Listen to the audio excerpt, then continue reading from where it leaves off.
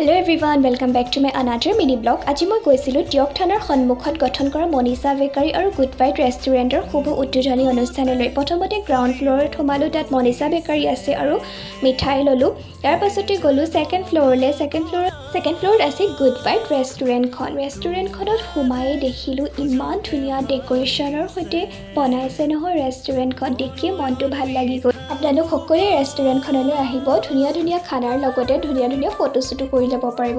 2 number থকাজনী অন্বেষাদে এইখন তাহাঁতৰে restaurant আৰু ইজনী বৰ্ষা। এয়া চাওকচোন, পূৰা ফটো ছেশ্যন চলি আছে আৰু যিয়ে হওক য'তে যাওক ফটোটো মেইন আৰু ন।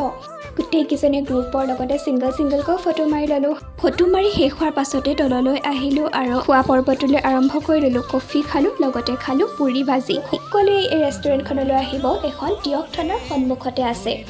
আজিলৈ ইমানেই আছিল। বাই বাই, থেংক ইউ যিসকলে মোৰ প্ৰথমবাৰ মোৰ চেনেললৈ আহিছে। মোৰ চেনেল